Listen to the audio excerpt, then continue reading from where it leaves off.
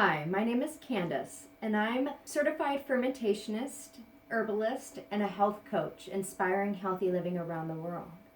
And I help guide people back to the basic foundations of working with the lifestyle that humans have evolved with for thousands of years, and coming back to the basics of what made us healthy, how did we evolve and thrive. And a big part of how humans have evolved is the relationship with food and fermented cultured foods. I like to encourage people to get back to these original ways of supporting our health, the way our ancestors did. And a big part of that is making sure we have a diverse and strong microbiome. The microbiome is the flora that resides inside and on our bodies and the environment that they live in. And the way we nourish a healthy microbiome is through food. And so let's get started and start talking about how we can start making our own fermented foods. And this can be a wonderful way to help preserve food too. So this was the original way of preserving before humans started canning food and before we had refrigeration. That has rich probiotic nature to it. So we don't have to spend money on probiotic supplements if we are getting them in our bodies through our food. So this is more cost effective, and honestly, it's more effective all around. And I'll have more information about that. So let's go ahead and get started. When we're making kraut, the main ingredient of sauerkraut is cabbage. And cabbage is a wonderful leafy vegetable that has a lot of moisture in it. And it has this wonderful crispness to it. So when we're making kraut, we're going to be pulling out that moisture from within the leaves of the cabbage with using salt, because salt will help pull out that moisture that allows the vegetables to be able to ferment. So you can use any kind of cabbage. There's green cabbage, purple cabbage, and Napa cabbage. Napa cabbage is commonly used for making kimchi. Whenever you're making fermented vegetables, you want to rinse your vegetables, make sure you get off any dust, any debris, or anything like that that could be on them. You don't want to wash your vegetables though. You don't want to wash off the bacteria and the enzymes that are present in the vegetables themselves. So it's really important that you just give it a quick rinse and that you allow it to dry, especially if you use tap water. Because if you have any chlorine from your tap water introduced into your ferment, the chlorine will actually kill the bacteria and can potentially cause your ferment to bad, because it won't be the environment it needs. So you either rinse with filtered water or rinse with tap water and then pat dry or let it air dry to make sure all that water is gone. And then you're gonna I'm gonna go ahead and just cut the end off here,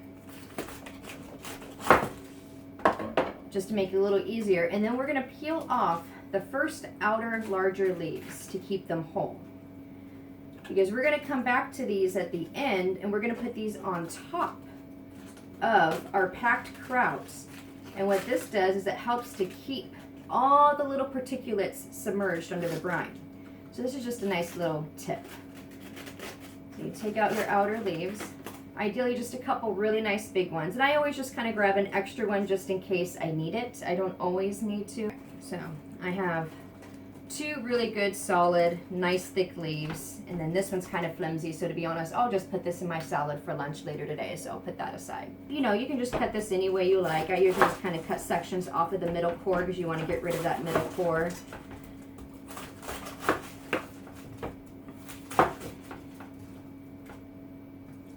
And you can cut as large as you like.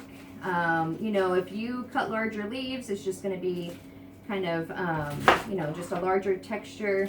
You know, the leaves do kind of break down a little bit, of course. And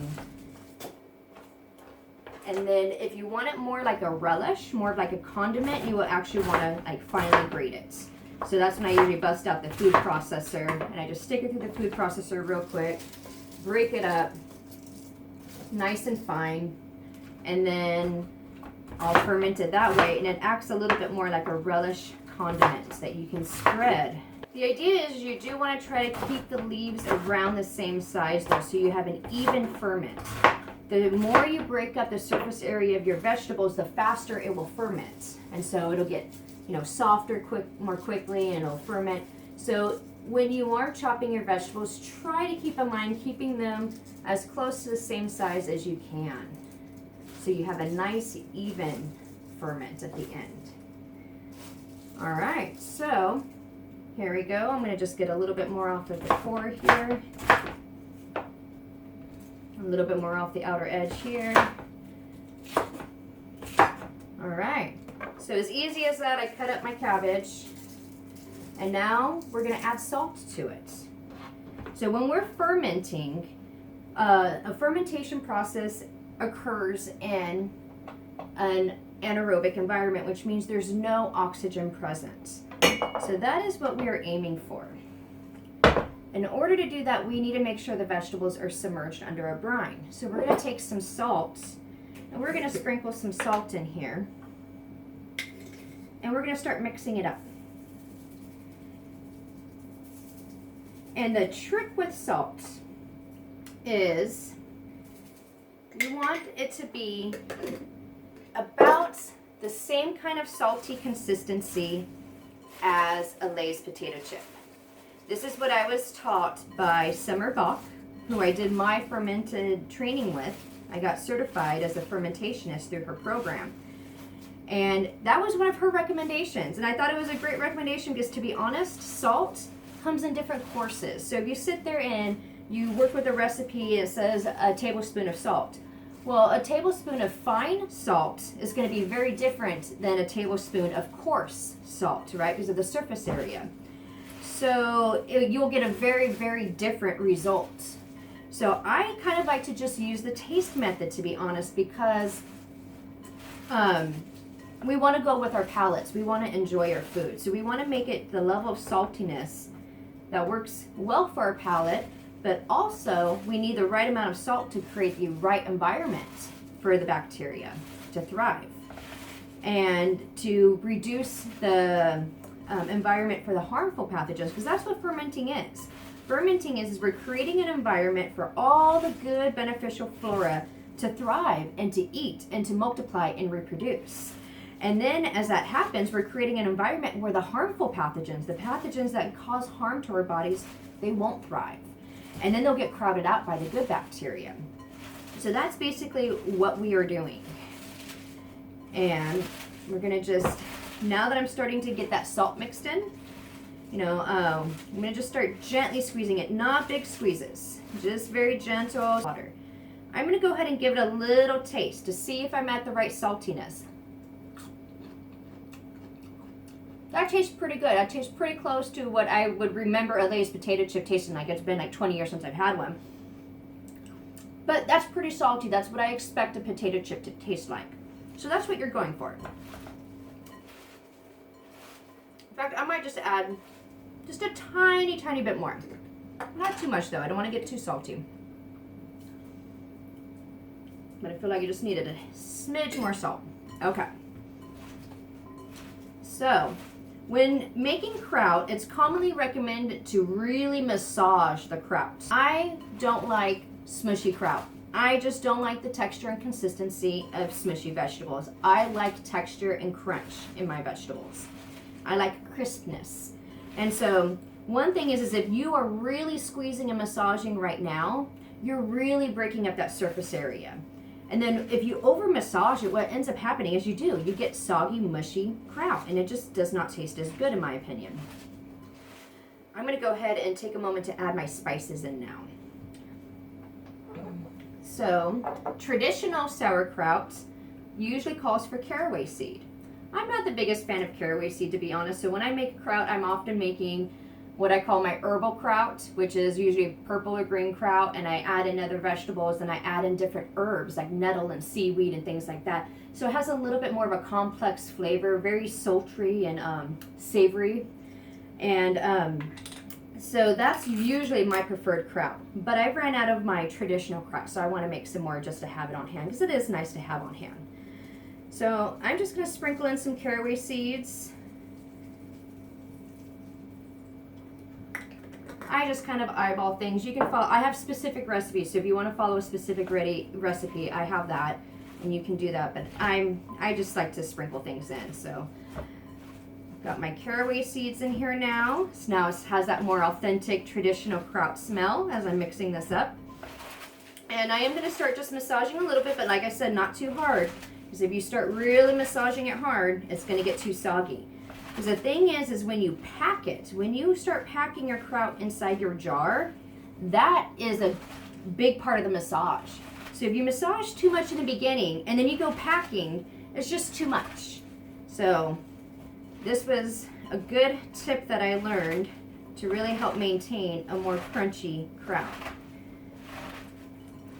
You can kind of maybe start to see a little bit more of these juices start to come out. You know, I didn't add any water to this. This was just cabbage leaves with the salt. But now that salt is starting to pull out all the natural waters and juices from the cabbage leaves. Okay. So now I'm going to go ahead. I'm going to do one more final taste to make sure it is good. That's really yummy. All right, so I'm going to get my jar now. And for the amount of kraut I have here, a quart-sized jar will be enough. And now we're going to pack. When you're packing, the idea is you want to just put small amounts in at a time. Pack, pack, pack. Small amounts. Pack, pack, pack. Right? If you put too much in there and you try packing it, you're going to create oxygen pockets. And we don't want little air bubbles in there. We want to make sure everything is compactly tightened down in there as much as possible. No air pockets. That way we are creating that anaerobic environment so harmful pathogens and mold cannot grow. You can get these wooden tampers to help go in here and push down, but to be honest, I don't really like to use them. I like to use my hands for a couple reasons. One, I can actually really get it down. I feel like I have better packing just with my hands. Don't be too worried about the mess because you'll clean your jars all at the end. So, you know, it's going to be a little bit of a messy process. Totally fine. The other reason why I like to use my hand is because I feel like we have a relationship with the bacteria, right? We are a host. We're an ecosystem to host them. But we also live within an ecosystem. So we have an ecosystem within our bodies, but then we also are an ecosystem in interacting with another outer world ecosystem. So if we are making our own kraut and we're allowing our skin to come in contact with the bacteria and with the food, we are part of that ecosystem.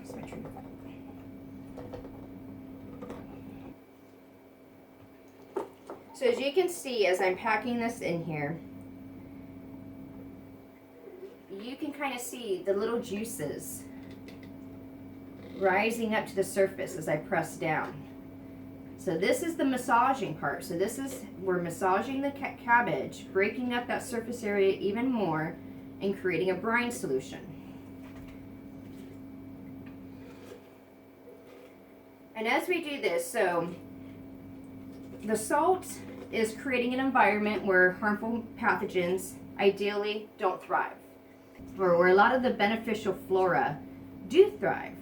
As we create a good environment by putting it somewhere in a cool, dry, dark place, in a cupboard, if you live in a really warm climate, if you live in a cooler climate, it can just be right on your counter. You do want to prevent, because think about what we're doing is we're creating an environment like the gut. In the gut, there's no oxygen and there's no light. So we want to mimic that environment and during the fermentation process. If your house gets too warm, it can speed the fermentation process. So the idea with a range of 55 to 65 degrees is that creates a nice, slow, steady, progressive fermentation. Now, if the temperature does get over about 70, 72 degrees, it does speed up the fermentation a little bit, which is fine, especially if you're trying to do a quick ferment. However, if it does get above like 90 degrees or get closer to that 90-degree temperature, your vegetables are likely to rot, and then that can actually spoil your ferment. So, you know, as long as you're in room temperature, it's fine. Don't overthink the temperature, right? It's about being in the environment that you are in. But if you really want to have a nice, slow, steady, and really preserve the taste, because this really helps with the taste and texture, to have your ferment sitting somewhere between 55 and 65 degrees. I usually go for a little closer to that 65 degree mark. And delicious tasting kraut that has wonderful crispness to it still, by following those guidelines. So now I have my kraut in here, and you definitely want to make sure that you don't fill your jar up all the way. You do want some space in here. You want to minimize how much oxygen is in here though. So the idea is you don't want too much space, because the more oxygen that's in here, the more likely you're going to have mold growing on the surface. So all the vegetables you want to kind of keep under the brine. So we were going to put a weight in here to kind of help keep it down. And that is where these leaves come in handy. So I'm just going to take out some of this outer leaves here, save that for my salad. And I'm just going to kind of fold this over a little bit. And I'm going to take the nice thick side, the end of the cabbage, and I'm going to stick that in first. And I'm going to create a little seal in here with the cabbage leaves. So I'm going to stick this in, and I'm going to push down and allow the salt brine to come up around the leaf. And I'm just pushing it in, submerging it under the brine. And this leaf is going to act like a cover to help keep all the small particulates, all the caraway seeds, everything underneath the saltwater brine, so it can ferment and reduce any chances of pathogen growth or mold. So now we want our weights in here. There are these really cool glass fermenting pebbles that you can use, and then you just stick them in there. The thing is they're not very heavy, so they can be good for smaller batches like this. Like that pebble is going to do a really good job right now of keeping everything underneath. And look at that. I now have about a ½ inch of brine solution covering my cabbage. All that is juice directly from the cabbage itself. So there is a little bit of floating caraway seeds in here, which should be fine. You can kind of remove them if you like, but it's probably not going to be that big of a deal, to be honest. You do want to take a paper towel and wipe down, or a nice clean towel. And we do want to wipe down the edge. We want to just clean off the entire inside and eventually outside too. But right now I'm just focusing on cleaning the inside rim of the jar. So I'm going to have a whole separate video that goes into more specifics about the equipment and supplies that you can use for fermenting. What we want to do is we want to create an ability for CO2, the byproduct of the bacteria in the fermentation process, that CO2 can escape but minimize any oxygen coming in. Because remember, we don't want to expose it to oxygen. So there's all these different ways of doing that. You can use airlocks. You can just use a towel over it. You can put a plate over it. And, you know, it'll kind of self-burp a little bit. So as the CO2 builds up, it'll just kind of burp. And like that plate will just kind of lift off a little bit. And that CO2 can escape if the plate isn't too heavy. So there's all these different ways of doing it. There are these cool little fermentation lids. And they're silicone. And they have these little slits in them. So as the CO2 builds up inside, it puts a little pressure in here to open up. And that little slit opens just enough to allow the CO2 to escape, but not allow oxygen in. And what's great about these cool lids is you can work with them directly with your mason jars. So they're just a nice add-on to be able to use what you currently have. And then what I'll do is I'll go and I'll rinse off the outer edge of this, make sure the jar is nice and clean, and then I'll put it on my counter with a towel over it, let it sit for minimum 3 days, but ideally you want your ferment to go 1 to 2 weeks.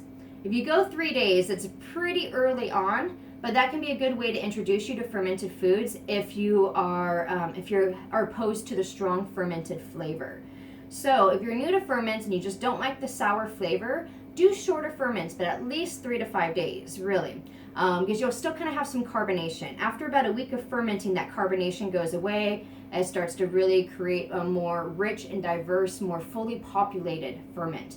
That's the other cool thing about making your own ferments is you get to control how long it goes. So if you like a real nice sauerkraut, you can go 2-3 weeks and you can create even more diversity within the natural bacteria in there because it has a chance to really grow and multiply. But within 3 to 5 days, you'll start that fermentation process. You'll get all that beneficial flora starting to reproduce and you'll be starting to create a culture. So that's how you make kraut. Now, very quickly, I want to show you how to make lacto-fermented vegetables or pickles with salt brine. So this is the same concept. Everything is pretty much the same, except instead of massaging the vegetable like we did with the kraut to release the water, we're just going to be adding in our own. So I have a nice half-gallon mason jar here, and I'm going to show you guys one of my favorite recipes. I'm a huge fan of asparagus, and you can do this with green beans too, to kind of create your own dilly beans. But I do a rosemary garlic asparagus ferment. It is so delicious. So I'm just going to cut of the asparagus because once again, we want uniform. You know, we want to try to make sure all of our vegetables are as close to the same size as we can for consistency. Before I add my asparagus in, I'm going to add my spices in. It's really nice to kind of put your spices on the bottom so that way your vegetables can hold them down and they don't float to the top. Because remember, we want to try to keep everything submerged. We want to minimize things floating. So I'm going to take my whole garlic. I just took one huge garlic bulb and I peeled it. And I'm going to stick all the garlic in here. I'm going to add some rosemary. I just have two very small little tips of sprigs that I picked off my shrub this morning. Put that in. And I'm going to add in some peppercorns. There we go. And that's going to be it for my spices. So what I really like about this is not only am I going to be able to have the fermented asparagus to snack on, but fermented garlic is amazing. And sometimes, you know, it's inconvenient to peel like one single clove of garlic to use it if you just want a small amount of garlic. So what I love about fermented garlic is that it's convenient. So if I need 1 clove or 2 cloves of garlic, I just get in there with my fork, I pull it out, and I chop it up, and ta-da! I don't have to go through that whole peeling process, and then I get the benefits of the fermented garlic, all that probiotics. And the other awesome thing about doing lacto-fermented veggies like this is you can take that salt brine when you're done, and you can use it for making salad dressings, and put it in, you can take it by the shot. So if you're a person who likes to do like apple cider vinegar shots and things like that, or gargle with salt brine, might as well do it with your fermented salt brine solution, right? And then you're getting probiotics in there as well. All right, so I'm going to add in some more asparagus, try to get them all nice and packed in there. Making sure not to damage the tips, because asparagus, those tips can be easily damaged. And then they get soggy. Okay, so here we go. And you can do this with basically just about any kind of vegetable. All right, so some of these tips are a little higher than I like, so I'm going to kind of try to wiggle them in there, tap them, there we go, tap them down, get them going down in between the garlic, coming all the way down into the bottom of the jar. All right, that's going to be pretty good. We're going to take a quart of water, add about a tablespoon of salt, sea salt. The idea is we're going for anywhere between a 2 to 3% salt salinity in our water.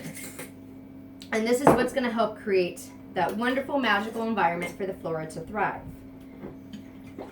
So when you add about 1 tablespoon of fine sea salt into a quart of water, that's about 2%. If you want a little higher, so let's say you're making carrots. Carrots is a vegetable where you do kind of want to go a little higher with your salt. You would do a tablespoon plus a teaspoon. So 4 teaspoons per quart of water, and that'll give you about 2.5% to make carrots. But we're doing asparagus, so 2% is just fine. Most green vegetables are fine at 2%. So I'm just shaking this salt in here. This can actually be done as the first step too, so you can really make sure all that salt dissolves in the water. But my sea salt's pretty fine, so I'm not too concerned about it. All right, so there we go. Now I'm just gonna pour this over. Whoop, it looks like we'll need a little bit more. There we go, I've got about half a quart. So I'm gonna add half a tablespoon of salt.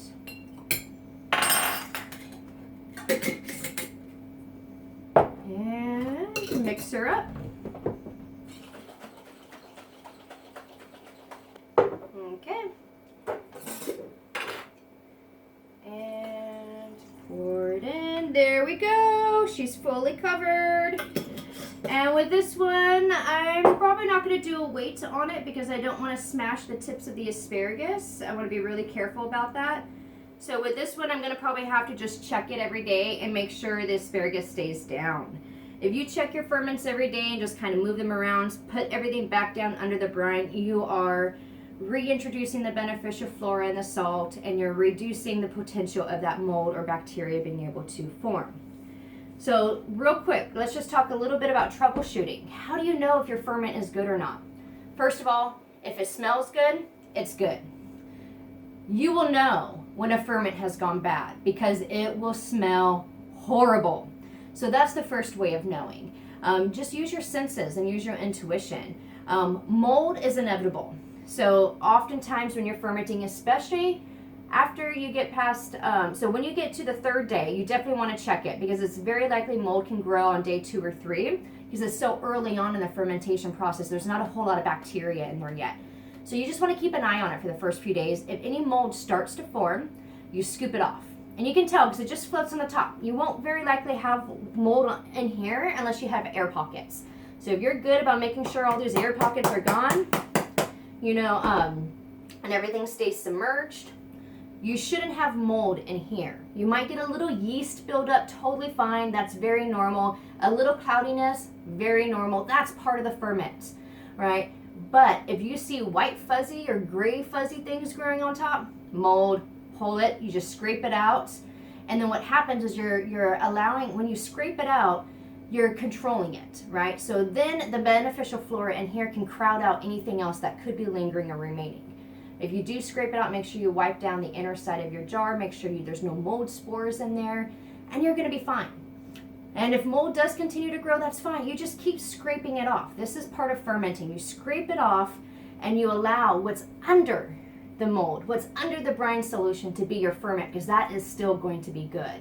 So when you're new to ferments, it can be very intimidating because you want to make sure you're not going to hurt yourself by putting something harmful in your body. But there are no known cases of any